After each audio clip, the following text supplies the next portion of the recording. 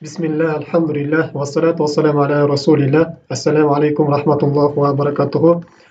Hurmatli musulmon tuganim, bugungi sabagыбызda biz beyişke kirүүгө себеп болчу ибадаттардын катарын улайбыз.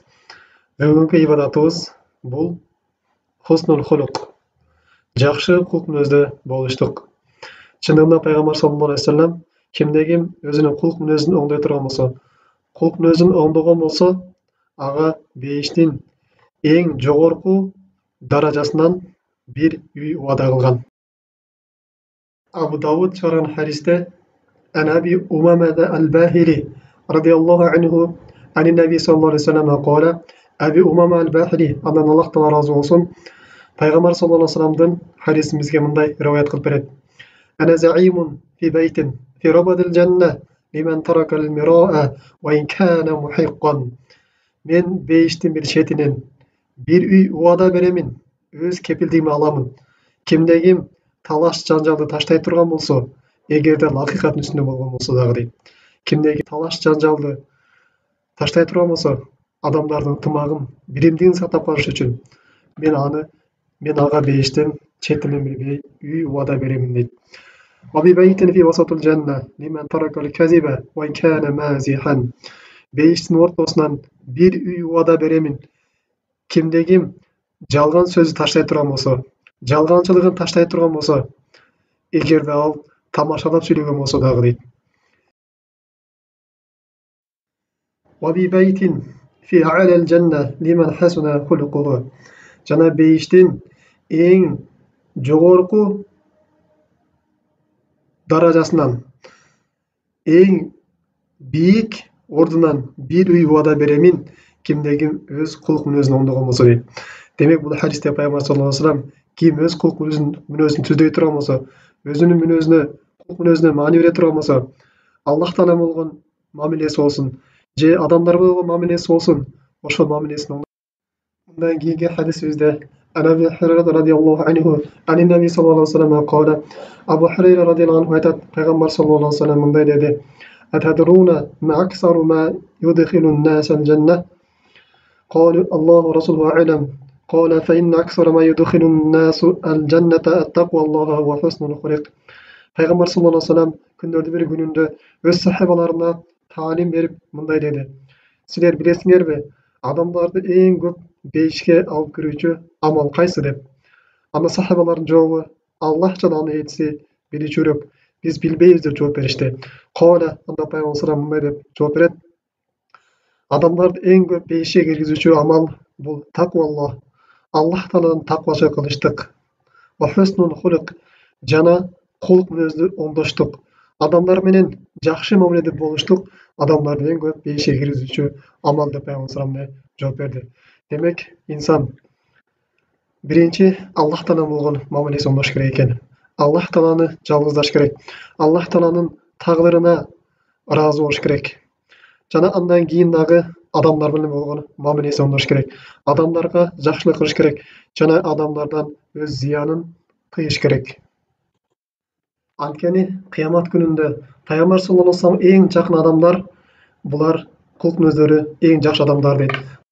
Пайгамбар саллаллаху алейхи вассалам өз хадистеринде мындай дейт: Инна мин ахаббикум илайя ва акрабукум минни маджлисан яумал кыямати ахасинукум ахлакан. Силердин мага эң сүйкүмдүүңөр жана кыямат күнүндө мага эң жакын боло турганыңар бул адеп акылыңар, кулк мүнөзүңөр эң жакшылар дейт. Жана ошону эле да пайгамбар саллаллаху алейхи вассалам кыямат күнүндө таразыда эң оор сооп боло турган бул кулк мүнөз экендигин баяндап мындай дейт: Ма мин шайин фил мизани асқалу мин хуснул хулук. Кыямат күнүндө таразага эң оор болуп коюла турган сооп бул жакшы кулк мүнөз болуп эсептелинет дейт. Мындан дагы оорураак сооп коюлбайт дейт. Демек, урматтуу мусулман тууганым, биз пайгамбар саллаллаху алейхи вассаламга эң сүйкүмдүү үммөт болууну каалай турган болсок, кыямат күнүндө пайгамбар саллаллаху алейхи вассаламга эң жакын адамдардан болууну каалай турган болсок, кыямат күнүндө биздин таразабызда сооп эң оор болуусун каалай турган болсок, анда биз кулк мүнөзүбүздү оңдошубуз керек экен. Балким бул кулк мүнөз эң чоң ибадаттардын катарын толуктайт. Анткени Аллах Таала Кур'ан-ы Каримде бир нече жерде жакшы кылуп өзгө буйруйт жана жаман кылуп өзүрдөн кайтарат. Жана ошондой эле пайгамбар саллаллаху алейхи вассалам дагы өз хадистеринде жакшы кылуп өзгө буйруган. Аллах Таала Кур'ан-ы Каримде жакшы кылуп өзгө буйруп мындай дейт: أعوذ بالله من الشيطان الرجيم إن الله يأمركم بالعدل والإحسان وإيتاء ذي القربى وينهى عن الفحشاء والمنكر والبغي. Чындыгында Аллах Таала силерди адилеттүүлүккө буйруйт жана башка адамдарга жакшылык кылмалууга буйруйт жана жакынкы туугандарга садака берип, аларга жакшылык кылмалыкка буйруйт. Жана Аллах Таала силерди фахша, бузукуу иштерден кайтарат жана ошондой эле мункар иштерден кайтарат. Аллах Таалага жана анын элчисине күнөөкөр болгон иштерден жана ошондой эле вал баги, башка бирөөлөргө зулум кылуудан, башка бирөөлөргө текберчилик кылуудан Аллах Таала кайтарат дейт. Жана ошондой эле пайгамбарыбыз Мухаммад саллаллаху алейхи вассалам өз хадистеринде мындай дейт: Иттақиллаха хайсума кунт ватбил сайиата хасана тамхуха ва халикан нас би хулукин хасанин. Кайсын жерде болсоң дагы Аллах Таалага таквачылык кылгыны жана эгерде бир күнөө иш жасап кое турган болсоң, артынан жакшы иш жасагын, мына ошол жасаган күнөө ишиңди жууп кетет жана адамдар менен жакшы кылып мүнөздө болуну деп пайгамбар саллаллаху алейхи вассалам өз хадисинде ушундай буйруган.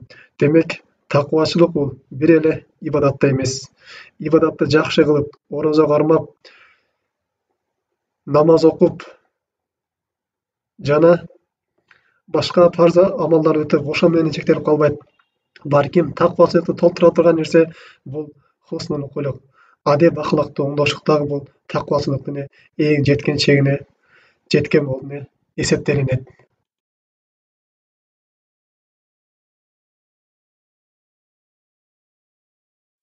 Анткени пайгамбар саллаллаху алейхи вассалам хадистеринде бир аял жөнүндө суралат.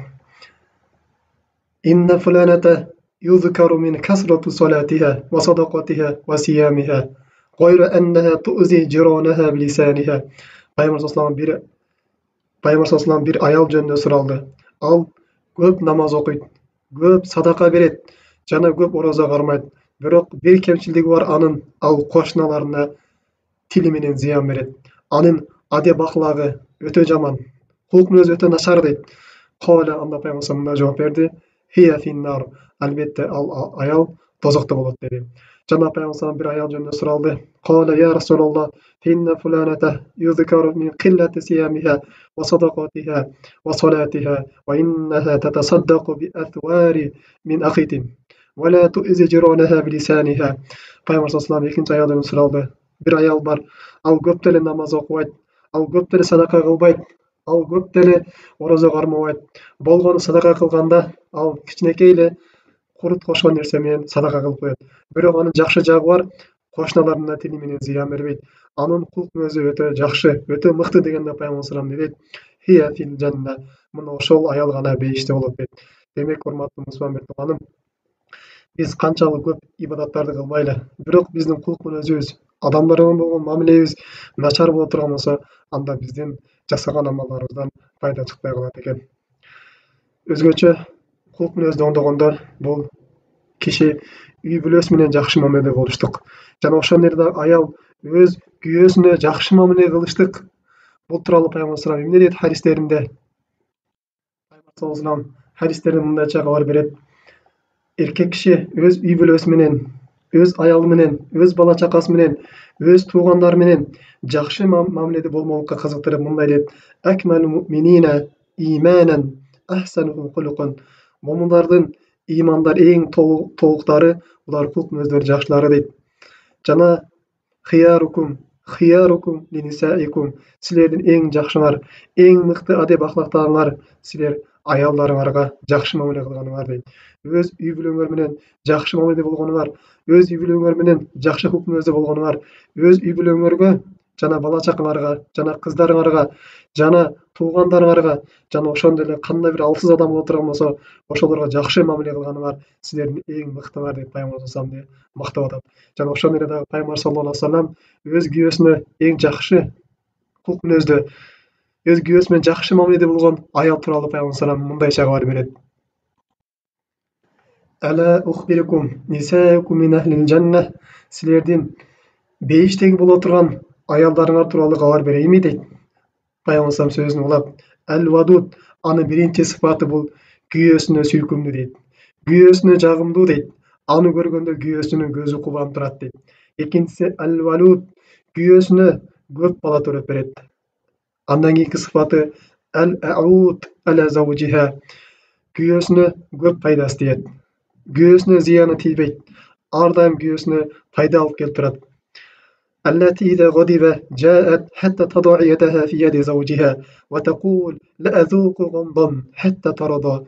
Эгерде ошол аял күйөөсүн ачууланганын көрүп кала турган болсо, күйөөсүнүн капаланганын көрүп кала турган болсо, күйөөсүнө келип, күйөөсүнүн колун үстүнө коюп туруп, мен качан сиз ыраазы болмоюнча, сиздин көңүлүңүз тынчымайынча мен көз ирмемди да көз ирмеп уктабаймын деп күйөөсүн ыраазы кылып, анан жатат дейт. Демек, урматтуу мусулман мыртыганым, биз кулк мүнөзүбүздү оңдоорду үй бүлөбүздөн баштайлы. Сиз жакшы адамсызбы же жаман адамсызбы? Бул нерсени сиздин аялыңыз билет. Кээ бир адамдар бар, көчөгө чыкканда кулк мүнөздүн эң жеткен чегине жетет. Бирок үйүнө келгенде кабагын бүркөп, аялына болгон мамилесин, балдарына болгон мамилесини өтө начар кылат. Демек, урматтуу мусулман мыртыганым, келиңиз биз өз адеп акылабызды, өз кулк мүнөзүбүздү оңдойлу. Мына ошол нерсе менен өзүбүз дагы бейишке кирип ырахат алайлы. Жана башкаларга дагы аларга тынчтык берели. Аларга да зыян бербей, аларды да ырахатка бөлөйлү.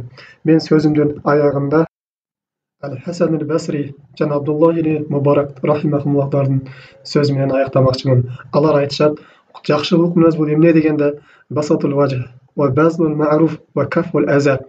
Жакшылык мүнөз деген бул адамдарга жолуккан кезде жүзүң жаркырап туруштугу, аларга кабагыңды салбастан, кабагыңды бүркпөстөн, аларга жакшы маанай тартуулап, жүзүңдөн бир жылмайуу келип туруштугу дейт. Жана адамдарга жакшылык кылыштыгың, жакшылыктын кандай түрү болбосун ошол нерсени кылыштыгың, ва кафул аза, жана адамдарга жакшылык кыла албай турган болсоң, зыянын тыйыштыгың, мына ошол нерсе жакшылык мүнөз болуп эсептелинет.